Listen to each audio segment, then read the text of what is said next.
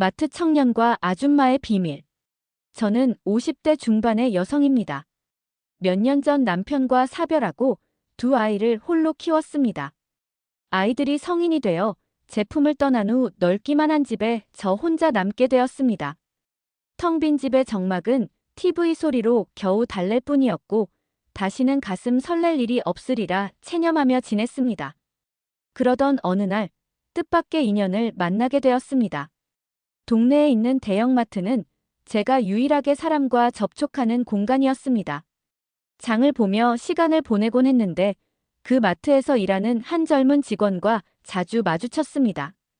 그는 제가 무거운 장바구니를 들고 있으면 달려와 도와주고 늘 환한 미소로 인사를 건넸습니다. 처음에는 그냥 친절한 청년이구나 여겼지만 그의 따뜻한 관심은 서서히 제 외로움을 녹여주었습니다. 어느 날 그는 계산대에서 제가 소량만 사는 것을 보고 혼자 사느냐고 조심스레 물었습니다. 예상치 못한 물음에 얼굴이 뜨거워졌지만 아이들이 다 커서 지금은 혼자 지낸다고 털어놓았습니다. 그는 고개를 끄덕이며 요즘 많이 허전하시겠다고 위로했습니다. 아무에게도 털어놓지 못한 외로움을 알아주는 그의 다정함에 오래 잊고 지냈던 설렘이 되살아났습니다. 계산을 마치고 돌아서는데 그가 따라와 쉬는 시간에 커피를 함께 하자고 제안했습니다. 순간 망설였지만 오랜만에 따뜻한 대화가 그리워 저는 조심스레 그 제안을 받아들였습니다. 마트 내 작은 카페 구석에 마주 앉아 저는 남편과의 사별, 자식들을 키운 후 찾아온 공허함까지 이야기했습니다. 대화할 사람이 필요했고 오히려 모르는 사람이니까 얘기하고 날 무시하면 그냥 그런가 보다 생각하고 말자. 혼자 되뇌었습니다. 하지만 청년은 그는 제 말을 진심으로 들어주며 정말 힘드셨겠어요 라고 따뜻하게 공감해 주었습니다.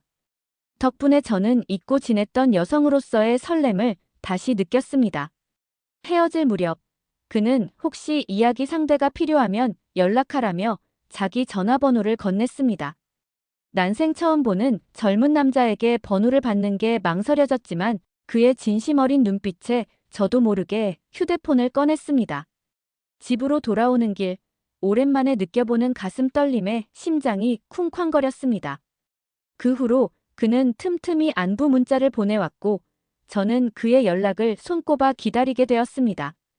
얼마 지나지 않아 그는 휴일에 밖에서 만나자고 했습니다.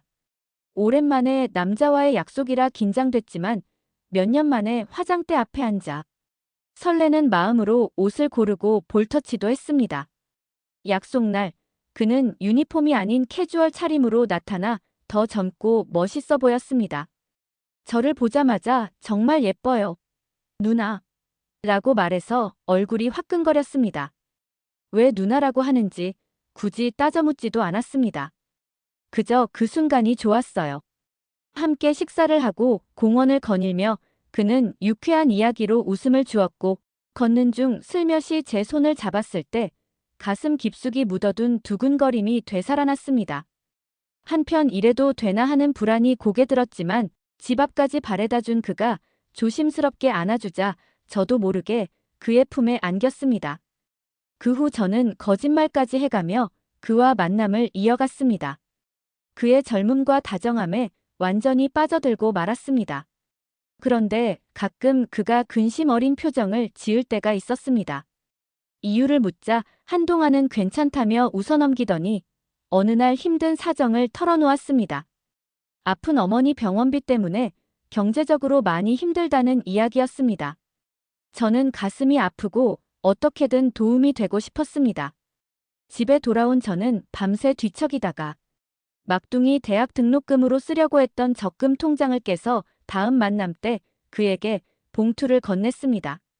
처음엔 깜짝 놀라 손살에 치던 그는 제가 거듭 권하자 끝내 받았습니다. 그는 울먹이며 꼭 갚겠다고 했지만 저는 오히려 누군가를 도울 수 있음에 행복하다고 웃었습니다. 그러나 행복도 잠시, 그는 점차 연락이 뜸해지고 약속을 취소하는 일이 늘었습니다. 물어보면 바빴다며 대수롭지 않게 넘겼지만 저는 왠지 모를 불안에 가슴을 졸였습니다. 혹시 내가 부담스러운 걸까 자책하면서도 애써 의심을 누르고 있었는데 마침내 일이 터지고 말았습니다. 그날 저는 아이들에게 동창 모임에 간다고 거짓말한 뒤 조심스레 펜션을 예약하고 그와 만났습니다. 정성껏 음식을 차려 단둘이 식탁에 마주 앉으니 몇 년 만에 웃음꽃이 피었습니다. 저는 그 순간만큼은 평범한 연인처럼 행복했고 들키지 않기만을 간절히 바랐습니다. 하지만 같이 즐겁게 온 여행에서 그는 또 돈 얘기를 꺼냈습니다.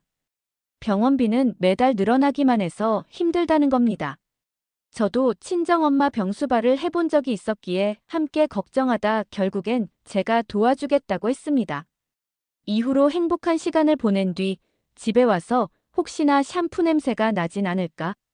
옷에서 나는 고기 냄새가 의심받진 않을까? 혼자 전전긍긍하다 폰을 식탁에 두고 씻고 나왔는데 딸이 제 핸드폰을 보며 심각하게 서 있는 것입니다.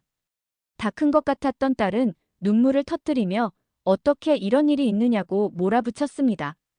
저는 결국 외로움을 견디다 그와 사랑에 빠졌다고 울먹였습니다. 딸은 절망에 찬 목소리로 엄마 정신 차리라며 그 젊은 사람이 엄마를 속인 거라고 소리쳤습니다. 그는 자꾸 돈을 달라고 하는데 그 톡을 보고서 하는 소리였습니다. 저는 변명조차 하지 못하고 고개를 떨궜습니다. 딸은 이를 악물고 오빠에게 이 일을 알리겠다고 했습니다. 제가 필사적으로 말렸지만 소용없었습니다. 그날 밤 늦게 아들이 집으로 달려왔습니다. 상황을 들은 아들은 얼굴이 굳어 있었습니다. 정말이야? 라는 물음에 저는 잘못했다고 떨리는 목소리로 답했습니다. 아들은 크게 한숨을 쉬더니 분노를 터뜨렸습니다. 어떻게 그런 놈한테 속아? 소리치는 아들의 목소리에 저는 움츠러들었습니다. 아들은 당장 그 남자를 부르라며 제 휴대전화를 가져갔습니다. 저는 그의 번호로 전화를 걸었지만 받지 않아 급히 만나서 얘기하자고 문자만 남겼습니다.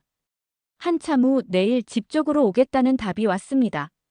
저는 혹시라도 그가 진심을 보여주길 바라는 마음과 모든 게 거짓일지 모른다는 두려움 속에 한숨도 못 자고 밤을 지새웠습니다. 다음 날 저녁 그는 약속대로 찾아왔습니다. 제가 혼자 있는 걸 확인하고 안도했지만 숨어있던 아들과 딸이 나타나자 그의 얼굴이 사색이 되었습니다. 아들은 단도직입적으로 왜 우리 엄마를 만났냐고 따졌고 딸도 울먹이며 정말 사랑은 했냐고 물었습니다. 그는 잠시 침묵하더니 미안한 기색 하나 없이 냉소적인 미소와 함께 충격적인 진실을 털어놓았습니다. 애초에 저를 사랑한 적 없으며 외로운 아줌마라 돈과 재미를 위해 접근했다는 것이었습니다. 그 말을 듣자 온몸이 얼어붙고 가슴이 철렁 내려앉았습니다. 저는 충격의 말을 잃고 그저 눈물만 흘렸습니다.